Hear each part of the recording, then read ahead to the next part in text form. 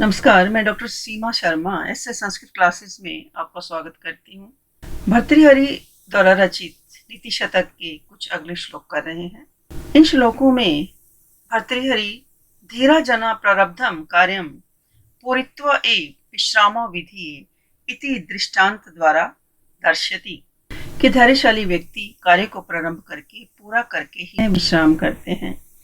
अधम मध्यम उत्तमानां सर्वेषां मानवानां कार्य संपादन समय यह स्थिति भवति भर्तृहरि ताम स्पष्टयति।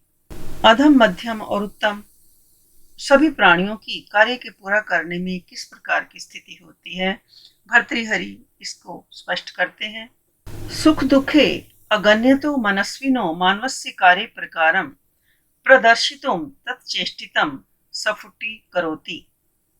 सुख दुख की गणना न करते हुए मनस्वी मानव के कार्य के रूप को प्रदर्शित करते हुए और उसकी चेष्टाओं को भर्तृहरि स्पष्ट करते हैं।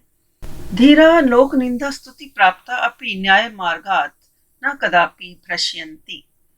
कि धैर्यशाली व्यक्ति जो होते हैं लोक निंदा और स्तुति को प्राप्त करते हुए भी न्याय के मार्ग से कभी भी भ्रष्ट नहीं होते हैं, न्याय के मार्ग को कभी भी नहीं छोड़ते हैं। लोकत्रय विज्ञानो धीर पुरुषस्य परिभाषां प्रदर्शितुम् उपक्रमते तथा प्रकृत्या धीरस्य पुंसो धैर्यं न कथमपि दम्यितुं शक्यम इति उदाहरण प्रदर्शन द्वारा स्पष्टयति। अंतिम श्लोक में जीवने शीलम महता कि जीवन में सदाचार की क्या इंपॉर्टेंस होती है, क्या महत्ता होती है, उसको भर्तृहरि इस श्लोक के माध्यम से समझाते हैं। रत्नै महा अब्धेस तुतु शुर न देवा न भेजिरे भीम विषेन भीतिम सुधाम विना न प्रययुर विरामम न निश्चितार्थम विरमंती धीरः। अपने लक्ष्य को प्राप्त करने वाले धीर पुरुषों के विषय में भर्तृहरि कहते हैं कि देवा महा अब्धे रत्नम न तुतुषु कि देवतागण क्षीर सागर को यानी समुद्र को मथ कर रत्नों को प्राप्त करके भी संतुष्ट नहीं होते। भीम विषेन भीतिम न भेजिरे तथा महाभयंकर विष के निकलने पर भी भयभीत नहीं होते। समुद्र से महाभयंकर यदि विष निकलता है तो उसको देख करके भी न भेजिरे भयभीत नहीं होते। सुधाम विना विरामम न प्रययु तो यहाँ विना के योग में सुधाम शब्द में दूसरी विभक्ति का प्रयोग किया गया है कि अमृत को प्राप्त किए बिना उन्होंने कभी भी विश्राम नहीं किया। धीरा निश्चितार्थात न विरमंती अतः जो धैर्यशाली पुरुष होते हैं कभी भी निश्चित लक्ष्य को प्राप्त किए बिना विश्राम नहीं करते हैं। तो यहाँ पर भर्तृहरि के कहने का क्या अभिप्राय है कि देवता लोग समुद्र में से बहुमूल्य रत्नों को पाने पर भी संतुष्ट नहीं हुए और भयंकर विष से भी नहीं डरे। वे अमृत पाए बिना समुद्र मंथन से विरत नहीं हुए। इसी तरह धीर और बुद्धिमान मनुष्य संकल्पित वस्तु को बिना प्राप्त किए कभी नहीं रुकते। अर्थात धीर पुरुष अपने निश्चित कार्य को पूरा किए बिना कभी भी विश्राम को प्राप्त नहीं करते। वे अपने हाथ में लिए हुए कार्य को पूरा करके ही विश्राम लेते हैं, चैन से बैठ पाते हैं। तो इस श्लोक में उपजाति छंद है। उपजाति छंद जो है इंद्र वज्रा और उपेंद्र वज्रा के मेल से बनता है। अगला श्लोक कहते हैं प्रारभ्यते न खलु विघ्न भयेन नीचै प्रारभ्य विघ्न निहता विरमन्ति मध्या विघ्नैर मुहुर मुहुरपि प्रतिहन्यमाना प्रारब्धम उत्तम जना न परित्यजन्ति। तो ये इंपॉर्टेंट है श्लोक पेपर के लिए। तो यहाँ पर भर्तृहरि क्या कहते हैं कि अधम मध्यम और उत्तम जो मनुष्य होते हैं कार्य के संपादन करने में उनकी क्या स्थिति होती है, उनके मन की क्या स्थिति होती है, भर्तृहरि इस श्लोक के माध्यम से बताना चाहते हैं। तो क्या कहते हैं भर्तृहरि, नीचे विघ्न भयेन न प्रारभ्यते खलु कि जो नीच लोग होते हैं, जो अधम लोग होते हैं, रुकावट के डर से, विघ्नों के डर से कार्य को शुरू ही नहीं करते हैं। मध्यमा प्रारब्धि विघ्न निहता विरमंती परंतु जो मध्यम श्रेणी के मनुष्य कार्य शुरू करके बीच में ही विघ्नों के आ जाने पर छोड़ देते हैं। उत्तम जना मुहुर मुहुर विघ्न प्रतिहन्यमाना अपि प्रारब्धम न परित्यजन्ति किंतु उत्तम प्रकृति के लोग बार बार विघ्नों के द्वारा प्रहार किए जाने पर भी, मुहुर मुहुर मैंने कि बार बार विघ्नों के द्वारा प्रतिहन्यमाना प्रहार किए जाने पर भी प्रारंभ किए हुए कार्य को नहीं छोड़ते हैं। तो ये श्लोक पेपर के लिए इंपॉर्टेंट है। यानी भर्तृहरि का कहने का अभिप्राय है कि संसार में 3 तरह के मनुष्य होते हैं, अधम, मध्यम और उत्तम। अधम, मध्यम और उत्तम। तो संसार में 3 तरह के मनुष्य होते हैं, अधम, मध्यम और उत्तम। उसी प्रकार उनके कार्य भी 3 तरह के होते हैं। इसी बात को भर्तृहरि के द्वारा इस श्लोक के माध्यम से स्पष्ट किया गया है। तो यहाँ पर वसंत तिल का छंद है, उक्ता वसंत तिल का तवजा जगऊगा। ये 14 वर्णों का सामित है और इसमें 8 और 6 के बाद यति होती है। छंद की वीडियो भी मैंने डाली हुई है प्लेलिस्ट में, तो आप छंद प्लेलिस्ट में जाकर के देख सकते हैं। तो ऐसे संस्कृत चैनल पर यदि आप नए हैं तो चैनल को लाइक करें, सब्सक्राइब करें और शेयर भी करें। और यदि आप कुछ सर्च करना चाहते हैं, जैसे आज हम नीति शतक कर रहे हैं, तो इसके साथ आप ऐसे संस्कृत लिखेंगे तो पूरा चैनल आप देख सकते हैं। इसी प्रकार कम्युनिटी में भी मैं पोस्ट डालती हूँ, उसको भी आप देखें और उसका जवाब भी दें। अगला श्लोक करते हैं। क्वचित पृथ्वी शय क्वचिदपि च पर्यंक शयनः क्वचित शाकाहार्यः क्वचिदपि च शाल्योदन रुचि क्वचित कंठाधारी क्वचिदपि च दिव्य अंबरधरो मनस्वी कार्यार्थी न कन्यति दुखम न च सुखम। ये अपने कार्य को पूरा करने में लगे हुए मनस्वी मनुष्य के विषय में भर्तृहरि इस प्रकार वर्णन करते हैं। लास्ट पंक्ति में शब्द है मनस्वी कार्यार्थी। ये पंक्ति व्याख्या के लिए भी पेपर में पूछी जा सकती है, सप्रसंग व्याख्या के लिए इम्पोर्टेंट है ये, कि मनस्वी कार्यार्थी की कार्य की सफलता चाहने वाले, कार्य को यानी पूरा करने वाले।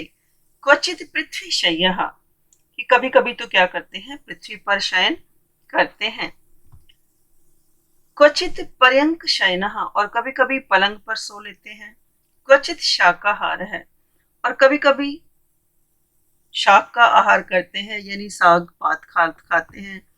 और क्वचित शाल्योदन रुचि, और कभी कभी उत्तम कोटि के भात का भी स्वाद ले लेते हैं। कभी कभी उत्तम कोटि के भात का भी स्वाद ले लेते हैं।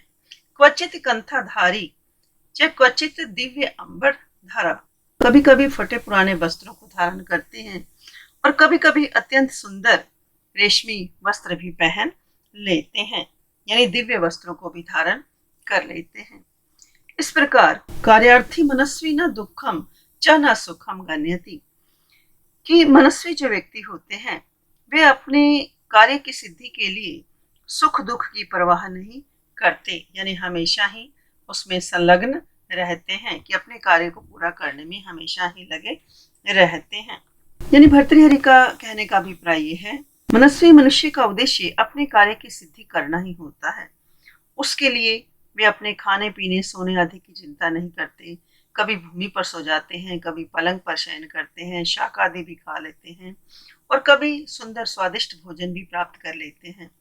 फटे पुराने वस्त्रों में भी उन्हें आनंद आता है और सुंदर और कीमती वस्त्र भी पहनकर वो आनंद को प्राप्त करते हैं। वस्तुतः उन्हें न दुखों की चिंता है और न सुख की इच्छा है। तो इस श्लोक में शिखरणी छंद है। तो अगला श्लोक कहते हैं। निंदन्तु नीति नुपना यदि वास्तु वंतु लक्ष्मी समाविष्टु गच्छतु व यथेष्टम अध्ये व मरणमस्तु युगांतरे व न्यायात पथे प्रविचलन्ति पदम न धीरः। लास्ट पंक्ति सप्रसंग व्याख्या के लिए पूछी जा सकती है और पूरा श्लोक भी पेपर के लिए इम्पोर्टेंट है। तो यहाँ भर्तृहरि क्या कहते हैं कि धैर्यशाली जो मनुष्य होते हैं कि लोक निंदा या स्तुति को प्राप्त करके भी अपना उनका जो न्याय का मार्ग है उस न्याय के मार्ग से कभी भी विचलित नहीं होते हैं, कभी भी भ्रष्ट नहीं होते हैं, कभी भी न्याय के मार्ग से पीछे नहीं हटते हैं। नीति निपुणा निंदन्तु, कि नीति में निपुण जो विशारद व्यक्ति हैं, नीति को अच्छी प्रकार से जानने वाले जो व्यक्ति हैं, वो क्या करें, निंदा करें अथवा स्तुवन्तु प्रशंसा करें। लक्ष्मी समाविष्टु व यथेष्टम गच्छतु, कि लक्ष्मी इच्छानुसार अपने समीप आ जाए अथवा इच्छानुसार चले जाए। अध्येव मरणम अस्तु व युगांतरी, आज ही मृत्यु हो जाए अथवा युगांतरे दूसरे युग में हो। अधेव मरणम अस्तु कि आज ही मृत्यु हो जाए अथवा दूसरे युग में हो। परंतु धीरा न्याया न प्रविचलंती, परंतु धैर्यशाली जो मनुष्य होते हैं कभी भी न्याय के पथ से विचलित नहीं होते हैं। अर्थात धीर पुरुषों की नीतिज्ञ लोग चाहे निंदा करें या प्रशंसा करें, निंदंतु या वास्तुवंतु की निंदा करें या प्रशंसा करें, उनसे उन्हें कोई प्रयोजन नहीं होता। वे तो हर अवस्था में अपने आप को संतुलित बनाए रखते हैं। तो ये पूरा श्लोक भी पेपर के लिए इम्पोर्टेंट है और अंतिम पंक्ति जो है सप्रसंग व्याख्या के लिए इम्पोर्टेंट है। तो पढ़ाते हुए जो इम्पोर्टेंट बताया जाए तो उसको आप अच्छे प्रकार से नोट करें और उसको बार बार सुने, क्योंकि इन्हीं में से ही पेपर में पूछा जाता है। अगला श्लोक करते हैं। कांता कटाक्ष विशिखा न लुनन्ति यस्य चितम न निर्दहति कोप कृशानुतापः कर्षन्ति भूरि विश्याश्च न लोभ पाशैर लोकत्रयम जयति कृत्सनम इदम स धीरः। विषय वासनाओं से दूर रहने वाले मनस्वी पुरुष के विषय में भर्तृहरि कहते हैं कि तीनों लोकों पर विजय प्राप्त करने वाले धीर पुरुषों की परिभाषा को प्रदर्शित करते हुए भर्तृहरि क्या कहते हैं। यस्य चित्तम कांता कटाक्ष विशिखा न लुनन्ति, कि जिसके चित्त को यानी जिसके हृदय को कांता कटाक्ष विशिखा न लुनन्ति, सुंदर स्त्रियों के कटाक्ष रूपी बाण विदीर्ण नहीं कर सकते। कोप कृशानु अनुतापा न दहती, कोप कृशानु अनुतापा न दहती, और क्रोध रूपी अग्नि का संताप जिन्हें जलाता नहीं है। भूरी विषय लोभ पाशै च न कर्षयन्ति, तथा अनेक प्रकार के विषय लोभ के फंदों से जो आकर्षित नहीं होते हैं।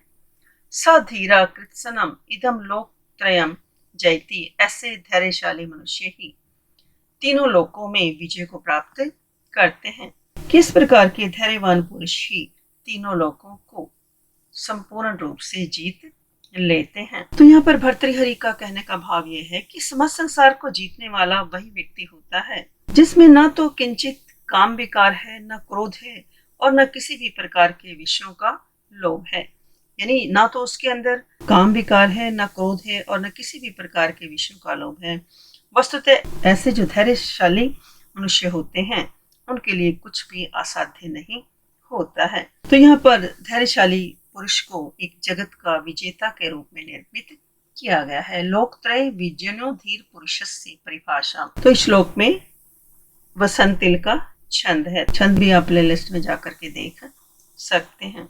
तो अगला श्लोक करते हैं। कदर्थितस्य अपि हि धैर्य वृत्ते न शक्यते धैर्य गुणम प्रमार्षितुम अधोमुखस्य अपि कृतस्य वहनेर न अघ शिखा यान्ति कदाचिद एव। तो यहाँ पर भर्तृहरि क्या कहते हैं कि धैर्यशाली व्यक्ति के धैर्य गुण की प्रशंसा करते हुए भर्तृहरि वर्णन करते हैं कि कदर्थितस्य अपि धैर्य वृत्ति धैर्य गुणम प्रमार्ष्टुम न शक्यते, कि कष्टों से घिरे होने पर भी जो धैर्य को धारण करने वाले मनुष्य हैं उनके धैर्य रूपी गुण को कोई भी मिटाने में समर्थ नहीं हो सकता।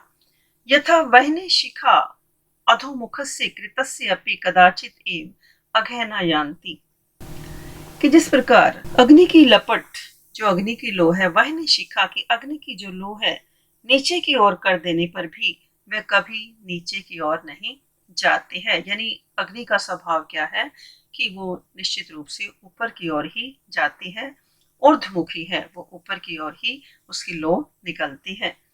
अर्थात नीचे की ओर मुख कर दिए जाने पर भी अग्नि की ज्वाला जो कभी भी है नीचे की ओर नहीं जाती है, वह ऊपर की ओर ही उठती है। अर्थात धैर्यशाली मनुष्य अपनी धीरता को कभी भी नहीं छोड़ते, चाहे उनके ऊपर आपत्तियों का पहाड़ ही क्यों ना आ जाए। तो अगला श्लोक करते हैं। वरम श्रृंग उत्संगात गुरु क्वापि विश्व में पतित्वा अयम काय कठिन दृश्यद अंते विगलितः वरम न्यस्तु हस्ते फनिम पत्ति मुखे तीक्ष्ण दशने वरम बहनो पातस तदपि न कृत शील विले। तो यहाँ भर्तृहरि सदाचार का जीवन में क्या महत्व है, जीवने शीलम महता, इस बात को बताते हैं कि अयम काया गुरु शिखिरना श्रृंग उत्संगात, क्वापि विषमे कठिन दृशद अन्ते विगलित वरम।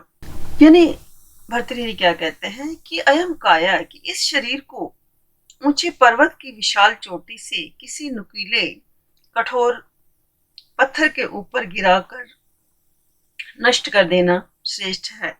हस्ते तीक्ष्ण दशने फणिपति मुखे न्यस्त वरम, और हाथ को तेज दांत वाले सर्प के मुख में डाल देना श्रेष्ठ है। वरम में श्रेष्ठ है। वहनो पाते वरम, जलती हुई अग्नि में कूदना श्रेष्ठ है। तदपि शील विले कृता नहा, परंतु फिर भी क्या है, चरित्रहीन होना अच्छा नहीं है। यानी मनुष्य का यदि चरित्र नष्ट हो जाता है तो मानो सब कुछ ही नष्ट हो जाता है। कि when the character is lost, everything is lost. When the wealth is lost, nothing is lost. तो इस प्रकार ये आज हमने इम्पोर्टेंट श्लोक किए। तो आज के लिए इतना ही, मिलते हैं अगली वीडियो में। धन्यवाद। जय हिंद, जय भारत।